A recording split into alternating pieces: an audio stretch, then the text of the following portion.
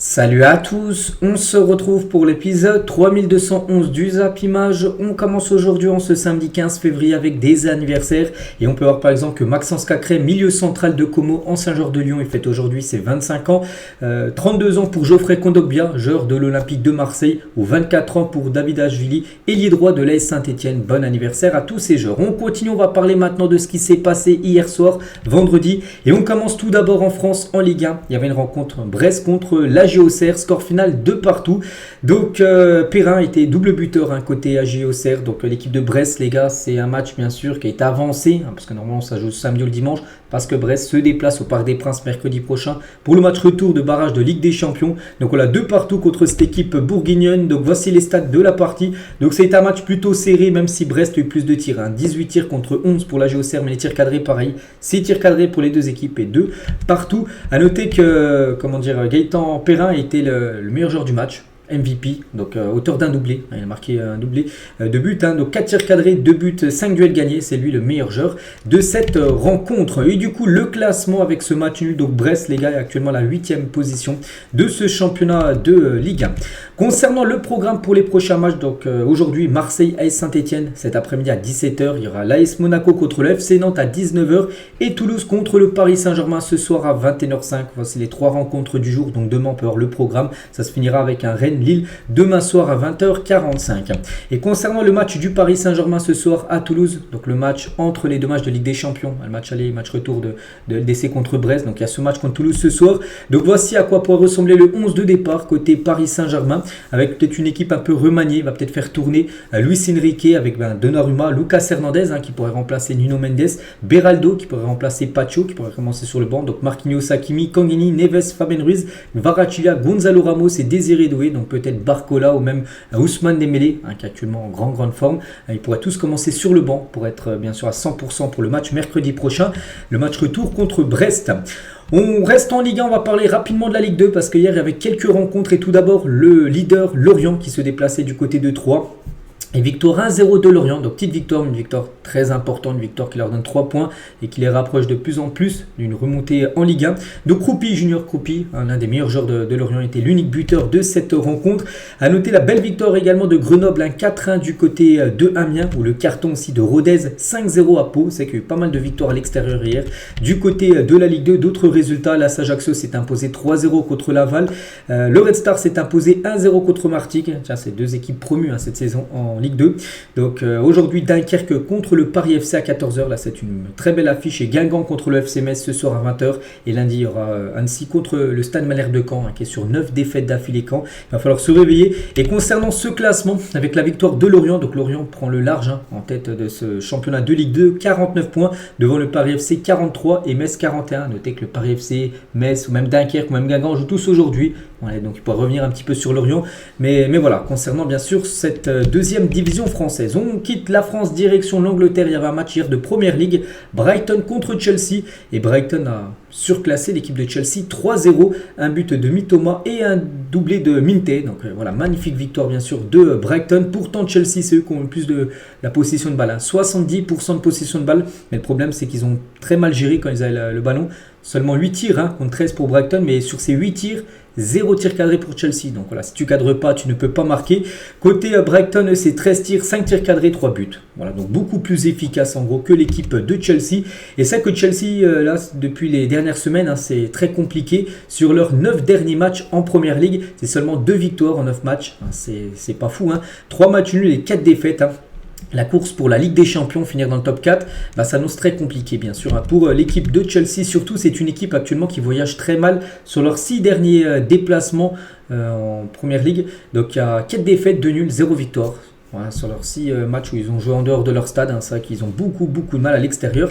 L'équipe de Chelsea est la preuve, les gars, que Chelsea pourtant dominait. On a parlé, ils avaient beaucoup de possession de balle, plus de 70% de possession de balle. Donc à la 85e minute de la partie hier, Chelsea comptait 654 passes, presque 3 fois plus que Brighton qui est à 277 passes. Mais voilà, c'est bien Brighton qui menait 3-0 et ça s'est fini à 3-0. Cette rencontre, à noter que Sancho a joué, donc Sancho invisible, 0 but, 0 passe D, 0 tir cadré, 0 tir, 0 centre, 0 long ballon, 60 minutes jouées pour 0 impact pour Sancho, les gars, qui a été invisible lors de cette rencontre.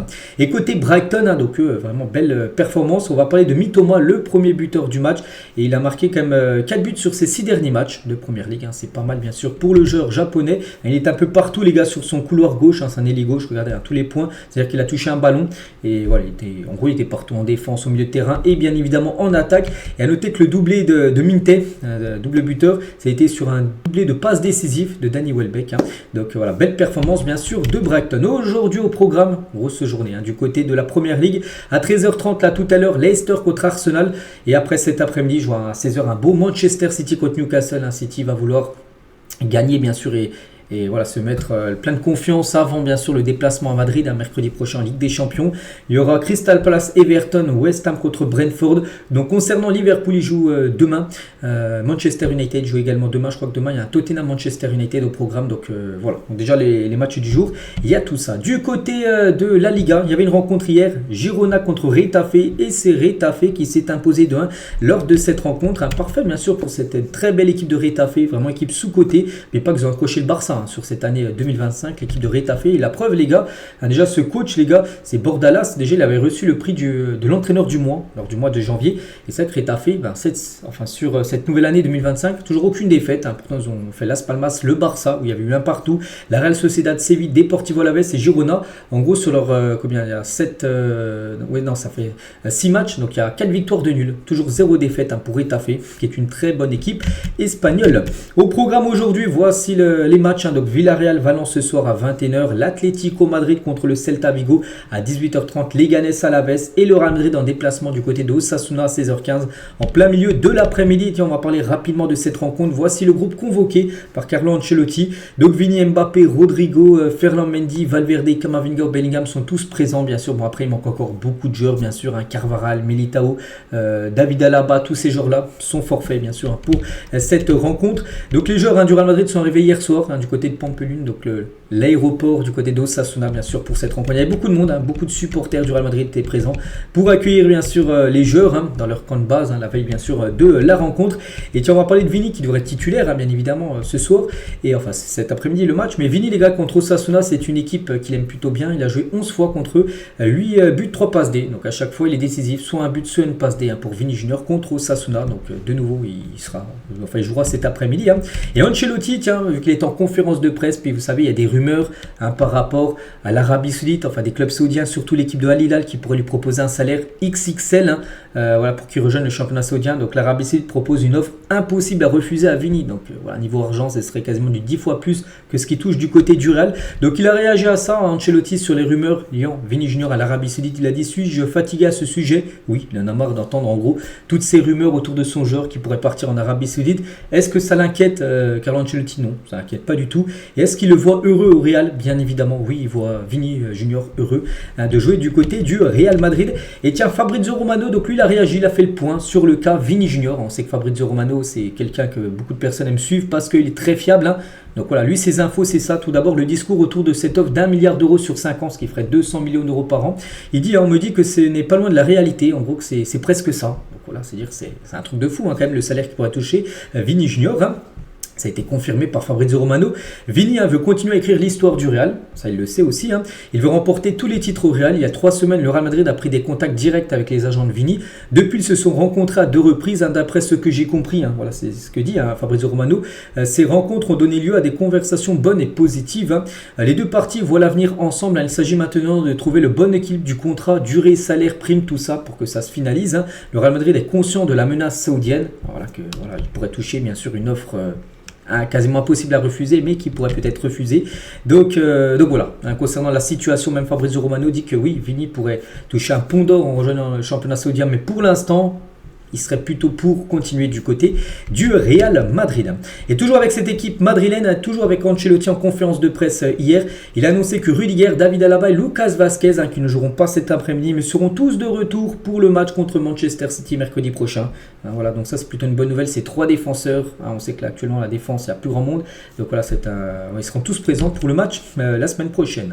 Bref, on continue avec le tour des résultats parce que l'on parlait du Real, parce que je joue cet après-midi et puis quelques infos, donc je les ai regroupées. Il y avait une rencontre rencontre également hier en Serie A. C'est l'équipe de Bologne contre l'équipe du Torino 3-2. Voilà pour l'équipe de Bologne. Donc félicitations bien sûr à cette équipe de Bologne. 23 tirs, 7 tirs cadrés, 3 buts marqués. Et c'est Dan Hendoy qui a été élu MVP, meilleur joueur de cette rencontre.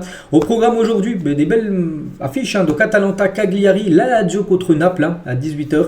Et l'AC Milan contre Hellas Vérone ce soir à 20h45. Du côté de l'Allemagne, il y avait également un match hier. Le RB Leipzig jouait du côté d'Augsbourg 0-0. Voilà, c'est plutôt rare de voir des 0-0 en Allemagne parce qu'il y a souvent beaucoup de buts. Donc voilà, pas de vainqueur lors de cette rencontre. Au programme aujourd'hui, Dortmund se déplace à Bochum parce que Dortmund joue mardi en Ligue des Champions. Ils reçoivent le Sporting. Donc c'est pour ça qu'ils jouent aujourd'hui.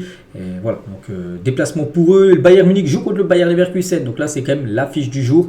Il y a je sais plus 7 ou 8 points d'écart entre le premier et le deuxième. Donc Leverkusen va falloir gagner pour encore qu'il y ait du suspense. Parce que si le Bayern Munich s'impose ce soir à Leverkusen, je pense que la Bundesliga sera finie, le Bayern gagnera, ça leur ferait peut-être 10 ou 11 points d'avance. Une dizaine de journées de la fin, ce sera quasiment plié. Il faudrait que Leverkusen s'impose contre le Bayern Munich pour, on va dire, qu'il y ait encore un peu de suspense, on va dire, dans cette fin de saison en Allemagne. Du côté des États-Unis, c'était le dernier match de pré-saison de l'Inter Miami qui jouait contre Orlando City. Ça s'est fini à 2-2. Voilà, donc Messi a joué, on peut le voir là, Messi avec le brassard de capitaine. Il n'a pas été buteur, donc son équipe a égalisé à la 93e minute de la partie. L'Inter Miami obtient un match nul dans les dernières secondes et son dernier match de pré-saison parce que le prochain match pour eux, c'est la première journée du championnat américain, première journée de MLS. Donc voilà, concernant cette équipe de Miami, on parlera bien évidemment de leurs résultats en championnat. On revient sur des matchs de Coupe d'Europe cette semaine. Il y avait un Porto AS Roma, ça s'est fini 1-1. C'était jeudi soir, c'était un barrage d'Europa League. Et l'entraîneur de l'AS Roma, Claudio Ranieri, s'est emporté contre l'arbitrage. Pour lui, c'est qu'il y a eu pas mal de problèmes d'arbitrage cette semaine en Coupe d'Europe, dont dans ce match-là aussi. Donc, qu'est-ce qu'il a dit? Donc, ces joueurs ont notamment écopé de 8 cartons jaunes, les joueurs de l'AS Roma, et d'un carton rouge. Et pour lui, les gars, voilà, en gros, l'arbitre a d'avoir voulu faire gagner Porto. En gros, voilà, il accuse l'arbitrage en gros qui a été très mauvais tout simplement lors de cette rencontre. Attention, il pourrait être sanctionné bien sûr, Claudio Ranieri, par rapport à ses propos. On va parler d'un autre match de Coupe d'Europe, c'était entre Molde et Shamrock Rovers. Vous dites, pourquoi on parle de cette rencontre? On va juste parler du buteur, Naumann à la 57e, qui a permis à Shamrock Rovers de s'imposer 1-0 pour ce barrage de l'Europa Conference League. Voilà, du côté de Molde. Parce que ce joueur, les gars, donc jeudi soir, Mikkel Naumann est devenu le plus jeune buteur de l'histoire des compétitions de clubs européens après avoir marqué. Voilà pour Shamrock, à seulement 16 ans et 197 jours les gars. Donc regardez, les plus jeunes buteurs avant c'était Lukaku, 16 ans et 218 jours. Il y avait Munian, Ansu Fati, Lamine Yamal, aussi très jeune. Et lui il est plus jeune, Mikkel Naumann les gars. Donc voilà, 16 ans et 197 jours. Il a été buteur, c'est le plus jeune buteur de l'histoire d'une compétition européenne, tout simplement. Que ce soit Ligue des Champions, Europa League, peu importe la compète. Voilà, donc c'est lui maintenant qui a le record. Et ce qui est fou, c'est qu'il a joué jeudi, donc le 13, là en haut à droite, on peut voir le 13 février, c'était jeudi soir. Et le 14, donc hier, il est parti à l'école parce qu'il est toujours scolarisé. C'est un tout jeune joueur, donc voilà. On lui souhaite bonne continuation à l'école et pourquoi pas dans peut-être sa future carrière bien sûr de footballeur professionnel. On continue avec toute autre chose, on va parler, ça c'est une très bonne nouvelle pour le Bayern parce qu'officiel Jamal Musiala prolonge jusqu'en 2030 au Bayern Munich. Ils ont prolongé récemment Alphonso Davids en lui proposant un salaire de fou. Il touchait 11 millions Davids, il passe entre 15 à 20 dans cette fourchette là. Et concernant Musiala les gars, voilà, lui aussi un gros nouveau contrat et grosse augmentation de salaire. Il va toucher 25 millions d'euros par an. C'est peut-être quasiment le double si David touche 15, enfin lui 25, c'est au moins 10 de plus que David. Donc voilà, c'est le joueur maintenant le mieux payé, Musiala du côté du Bayern Munich. Donc il a aussi une clause libératoire de 175 millions d'euros. Donc voilà, c'est officiel à Musiala. Jusqu'en 2030, il avait un contrat de base jusqu'en 2027. On a encore 2 ans, ils ont voulu le blinder, voilà, pour sûr qu'il reste. Voilà, 2030 maintenant. Nouveau contrat de 5 ans. Il a dit, je me sens à l'aise à Munich et au club avec nos fans. Nous avons beaucoup de choses à accomplir. Voilà, donc gros coup, bien sûr, réalisé parce que ce joueur était convoité par les plus grands clubs du monde, en Angleterre, en Espagne, tout ça. Et du coup, avec ce nouveau long contrat, je pense qu'il va rester longtemps du côté du Bayern Munich. Toujours en Allemagne, on va parler de Hugo Ekitike. Souvenez-vous, ancien parisien, il avait été acheté par Francfort, les gars. Francfort l'avait acheté 16,5 millions d'euros. Et Francfort, les gars, a fixé son prix. S'il venait à le vendre là, l'été prochain, il le vendrait au moins 80 millions d'euros. N'oubliez pas que Paris l'a vendu 16 millions d'euros et Francfort aimerait le vendre maintenant 80 parce que bien sûr il fait une très belle saison actuellement du côté de la Bundesliga. On va parler d'un joueur et c'est confirmé les gars, Ibrahima Konaté, défenseur français central de l'équipe de Liverpool, fait du PSG sa priorité en cas de départ de Liverpool l'été prochain. De ce côté, le PSG cherche bien à recruter un gros nom en défense centrale. Donc voilà les gars, le PSG va vouloir un gros nom en défense centrale l'été prochain et vise tout simplement Ibrahima Konaté. En plus, je crois qu'il est né dans la banlieue parisienne, hein, peut-être le PSG, je crois que oui. En plus, le PSG, ça l'attire. Parce qu'un coup, il avait été en interview sur Téléfoot, il avait dit que Paris, c'est une équipe qui suit énormément. Et ben peut-être, les gars, Konaté à Paris l'été prochain. Ça sera le gros coup de l'équipe parisienne en défense centrale. L'été dernier, ils avaient essayé Ligne-Euro, hein, ça s'est pas fait. Du coup, ils avaient fait Pacho, un peu plan B, on va dire, de Ligne-Euro. Mais peut-être l'été prochain, ils vont essayer de faire Ibrahima Konaté. Hein, ce serait exceptionnel, bien sûr, pour le Paris Saint-Germain. Un autre défenseur français, peut-être la charnière de l'équipe de France, Konaté avec Saliba. Et lui, bien sûr, c'est le Real Madrid qui considère Saliba comme une superstar. Donc l'ancien Marseille est perçu comme le Bellingham des défenseurs. Voilà, Bellingham au milieu de terrain, c'est le meilleur. On va dire quasiment au milieu de terrain. Et en Bellingham des défenseurs, c'est-à-dire c'est le meilleur défenseur actuellement au monde. Hein. Et c'est que le Real Madrid veut aussi un grand défenseur. Il cible bien sûr Saliba. Donc lui, si le transfert venait à se faire, ça pourrait dépasser certainement les 100 millions d'euros. Il pourrait devenir le défenseur le plus cher de l'histoire du football. Et peut-être son futur coéquipier. Donc déjà les coéquipiers avec lui en équipe de France. Mais au Real, peut-être si Saliba venait à signer au Real, on va parler de Mbappé officiel. Mbappé a été élu joueur du mois de janvier au Real Madrid. Félicitations bien sûr à Kylian qui a reçu ce prix, le grand M là. C'est M Marca, en gros c'est Marca en gros qui donne à chaque fois le prix du joueur du mois du côté du Real Madrid. Et Mbappé après ce titre, il a dit au Real Madrid, chaque mois est important, nous savons ce que nous avons à faire et toujours avec humilité, nous devons tout donner pour cet insigne, voilà pour cet écusson du Real Madrid. On va parler d'un coéquipier de Kylian Mbappé, c'est Rodrigo et sa compagne pour la Saint-Valentin. Hier soir c'était la Saint-Valentin. Bon, il y a plein de joueurs qui ont sorti des photos avec leur copine. Donc juste une petite photo de Rodrigo bien sûr avec sa copine hier. Ils ont fêté ça avant le match bien sûr cet après-midi. On continue les gars, on va parler de comment il s'appelle déjà, donc Keita Baldé. Voilà, je cherchais son nom. Ancien joueur de l'AS Monaco et l'attaquant sénégalais Keita Baldé, notamment passé par Monaco, a rejoint Monza. Voilà, donc lanterne rouge du championnat italien les derniers jusqu'à la fin de saison. On lui souhaite bonne chance du côté du championnat italien. Magnès Saklouche est le choix numéro 1 du Paris Saint-Germain cet été. Le PSG le joueur veut venir et Monaco est ouvert à une vente. Voilà, concernant Magnès Saklouche. Donc Paris déjà avait essayé l'été dernier, ça n'a pas pu se faire. Voilà, Monaco ne voulait pas le lâcher, mais là Monaco maintenant pense différemment et pense qu'il faut le laisser partir pour essayer de gagner le maximum d'argent. Donc il pourrait le vendre à Paris l'été prochain. C'est que Paris, les gars, on parle de Aklouche et peut-être de Konaté. Ce serait quand même incroyable. Deux joueurs français, on sait que le PSG maintenant aussi aime beaucoup recruter des joueurs français, surtout des joueurs jeunes. On va parler de Wissam Ben Yedder. On parlait ces derniers jours d'une arrivée du côté de Venise. Hier ou avant-hier, je dis que c'était pas possible. On sait pourquoi en gros ça n'a pas été possible. En gros, c'est proche de Venise. L'attaquant français Ben Yedder libre ne signera pas à Venise, l'avant-dernier du championnat. Le club promu en Serie A a été refroidi par sa situation judiciaire. Voilà, sportivement, ils savent que c'est un très bon joueur, mais on sait qu'il a des problèmes actuellement avec la justice de ce qu'il a fait. Et du coup, ça refroidit en gros le club de Venise, en gros, qui a jeté l'éponge concernant Wissam Ben Yedder. Officiel, Manuel Akanji est forfait pour 8 à 10 semaines avec Manchester City. Donc là, si c'est 10 semaines, c'est quasiment du 3 mois. 3 mois, les gars, on arrive pratiquement en fin de saison. Donc, il sera bien évidemment pas présent pour le match du jour, ni pour le match mercredi prochain. En Ligue des Champions contre le Real Madrid, ça c'est un gros coup dur, bien sûr, pour l'équipe de City, puisqu'on sait qu'il y a déjà pas mal de blessés dans cette équipe.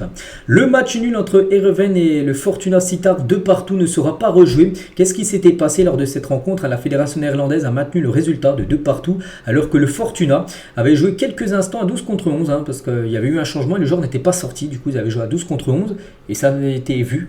On a vu qu'on a compté le nombre de joueurs, il y en avait 12. Et ils n'ont pas joué pendant 10 minutes, parce que sinon le match aurait été rejoué, mais ils ont joué, je sais pas, pendant peut-être 20 à 30 secondes avant qu'on s'aperçoit qu'il y avait un joueur en trop. Du coup, le match ne sera pas rejoué. Le résultat restera quand même à 2 partout. On va parler de DAZN. On sait que DAZN actuellement avec la LFP, c'est très chaud. Ils ont payé seulement la moitié de ce qu'ils devaient. Bref, en attendant que DAZN paye les 35 millions d'euros de sa facture, c'est la Ligue qui va elle-même rémunérer les clubs parce que les clubs attendent chaque mois, bien sûr, l'argent des droits TV. Et du coup, vu qu'il y a la moitié qui a été payée par DAZN, du coup, ce sera la LFP qui va payer les clubs en attendant que DAZN paye ce qu'ils doivent en gros à la Ligue de football professionnel. Donc ça sera fait dans les prochains jours.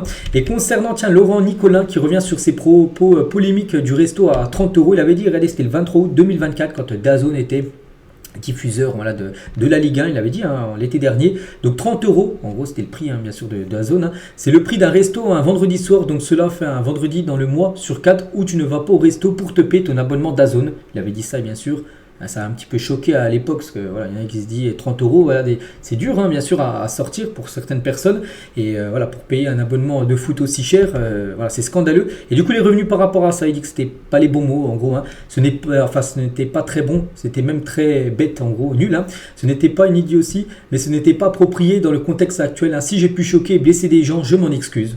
Voilà, en gros, il a réagi à ça, donc c'était aujourd'hui. Laurent Nicolas, par rapport à ce qu'il avait dit, j'ai dit, en août dernier. Et toujours, tiens, avec ce problème de la LFP avec DAZN, un président de club, il a dit aujourd'hui, la seule solution pour sauver les meubles est que Canal revienne. Or, tant que Vincent Labrune sera là, c'est impossible, parce qu'il y a un conflit, en gros, c'est très froid entre Canal+, le groupe Canal, et Vincent Labrune. Ils ne s'aiment pas les deux, enfin, j'en sais rien, mais voilà, il n'y a pas de négociation. Donc, tant que ça sera Vincent Labrune, le président, la Ligue de football professionnel, il n'y aura pas de retour avec Canal+ pour diffuser les matchs de Liga. Et concernant Bruno Genesio, il a dit l'erreur de départ, c'est de casser la relation avec Canal+. Ouais, parce que Canal+, c'est peut-être le meilleur diffuseur en gros français pour diffuser bien sûr le championnat de Liga. Bon, on va parler de toute autre chose, on va parler de Didier Deschamps. Donc je n'ai pas de fatigue ni d'usure, mais j'estime que j'aurais fait mon temps. Voilà, par rapport à cette interview hier, c'est dans le journal L'Équipe bien sûr, il a réagi par rapport à pas mal de choses. Pourquoi il arrête avec les Bleus? En gros, il dit que c'est pas de la fatigue, c'est juste qu'il veut laisser sa place à quelqu'un d'autre, en gros, qu'il a fait son temps du côté du poste de l'équipe de France, un sélectionneur. N'oubliez pas que c'est lui dans l'histoire de l'équipe de France qui est resté le plus longtemps en place. Et pour l'instant, on ne sait toujours pas qui le remplacera, même si bien sûr il y a un nom qui sort du lot, Zinedine Zidane. Ce feu vert, c'était une délivrance, donc autorisé à rejouer en compétition après avoir été victime d'un arrêt cardio-respiratoire le 18 juin 2024. Il y a un gros problème au cœur. Donc Nabil Bentaleb a fait part de ce soulagement devant la presse vendredi, donc hier, qu'il était très content d'avoir reçu le feu vert de pouvoir reprendre sa carrière, parce qu'il a fait des tests. Voilà, pour voir si son cœur allait, ça va, et tant mieux. Donc il va pouvoir reprendre sa carrière, et lui, il est bien sûr, c'est une délivrance qu'il puisse enfin rejouer. On va parler de Neymar. On parlait ces derniers jours que Neymar, les gars, son projet c'était de rester 6 mois Santos, puis après revenir en Europe, et si possible, un retour au Barça. Enfin, c'est ce qu'il rêve, il rêve d'un retour au Barça. Et Hansi Flick, le coach du FC Barcelone, qu'est-ce qu'il pense de tout ça? Ne voit pas du tout d'un bon oeil la signature de Neymar. Pour lui, les gars, il a déjà une équipe qui marche très bien sans Neymar. Et pourquoi ramener Neymar? T'as Rafinha qui est pour moi actuellement 10 fois meilleur que Neymar, t'as Lamine Yamal, t'as Lewandowski, t'as même Fermin Lopez, même Ferran Torres, tous ces joueurs-là je pense sont meilleurs actuellement que Neymar, même si Neymar lui rêve d'un retour au Barça, du côté du coach du FC Barcelone, Hansi Flick, lui il n'est pas du tout chaud d'un retour du Brésilien. Luis de la Fuente, le sélectionneur espagnol, ne va pas sélectionner Raúl Asensio pour le prochain rassemblement de l'Espagne, parce qu'en gros il dit qu'il y a trop de monde en défense, du côté de l'Espagne, en défense centrale. Il y a le jeune Pau Cubarsí, je ne vais pas tous les citer, il y a Nigo, il y a Aymeric Laporte, il y a plein d'autres joueurs, et du coup, voilà, s'il est meilleur que les autres, il jouera, mais il ne devrait pas être appelé. N'oubliez pas qu'il peut jouer aussi avec les espoirs, il a seulement 22 ans. Raúl Asensio, le défenseur madrilène. Soupçonné d'avoir perçu une commission pour la tenue de la Super Coupe d'Espagne en Arabie Saoudite, un Gérard Piqué convoqué par la justice, parce que vous savez que la Super Coupe d'Espagne se joue là depuis quelques saisons. Maintenant en Arabie Saoudite, avant ça jouait en Espagne, mais ça se joue en Arabie Saoudite parce que ça gagne de l'argent, bien sûr, pour les clubs qui jouent et pour la Ligue de football espagnole.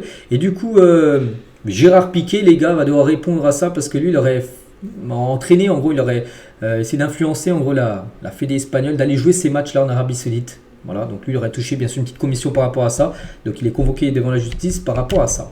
Xabi Alonso, le coach du Bayer Leverkusen, a un accord avec le Bayer Leverkusen pour rejoindre le Real Madrid si le club merengue le veut. Donc le club espagnol ne continuera pas avec Carlo Ancelotti s'il ne gagne pas la Ligue des Champions, la Liga ou la Coupe du Roi, l'un de ces trois trophées là. Bon, après ça se peut que le Real Madrid en gagne un, voire peut-être même les trois. Le Real peut tout rafler bien évidemment, mais voilà, si vraiment c'est une saison là où il n'y a plus grand chose il n'y a pas de titre pour le Real, même si on a déjà eu des remportés, la Super Coupe d'Europe, il y a eu quoi aussi, la Coupe du Monde, la FIFA Intercontinental Cup, la Coupe du Monde des clubs, c'est un nouveau format qui se jouera en juin prochain. Mais voilà, si c'est échec, ça sera Xabi Alonso, le nouveau coach du Real Madrid, c'est sûr et certain. Bilal Nadir sur la patte de 2 le joueur de l'OM, il a dit, quand on comprend la philosophie du coach, ça devient plus simple, même si ça paraît compliqué en tant que jeune, c'est formateur, bien sûr. On sent maintenant, de toute façon, on voit que Roberto De Zerbi, les gars, il a amené un bien fou du côté de Marseille.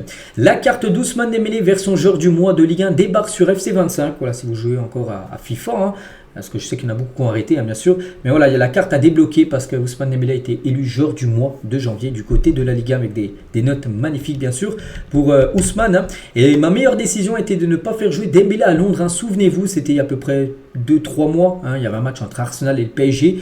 Et Dembélé avait commencé sur le banc. C'était une grande surprise que Dembélé, normalement, il devait être titulaire cette rencontre. Il avait commencé sur le banc. Et Luis Enrique, il a dit, sans vouloir prendre la responsabilité de la réussite actuelle, Dembélé. Luis Enrique a expliqué que sa sanction contre son joueur Arsenal était bien inspirée parce que s'était embrouillé les deux. Il y a eu quelques jours avant le match, c'était très chaud. Et pour le punir, donc il l'avait mis sur le banc lors de ce match. Le PSG s'était incliné, je crois, 2-0 du côté d'Arsenal. C'était en Ligue des Champions en phase de poule. Et on finit aujourd'hui, les gars, avec le Maroc qui va lancer une application pour la CAN 2025 qui commencera le 21 décembre prochain.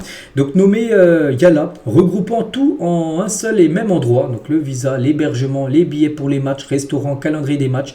Voilà, donc ça c'est une très bonne nouvelle parce que au lieu d'aller télécharger plein d'applications, tu en auras seulement une où tu auras tout. Tu auras l'heure des matchs, les billets, voilà, où tu veux aller, où se dérouleront toutes les rencontres. Donc ça c'est très bien par rapport à cette future CAN, comme j'ai dit, qui démarrera en décembre prochain. Donc voilà les gars, tout ce qu'il y avait à dire. J'espère que ça vous a plu. On se retrouve nous demain dimanche bien sûr, pour le prochain numéro. Je vous souhaite une très bonne journée et à demain.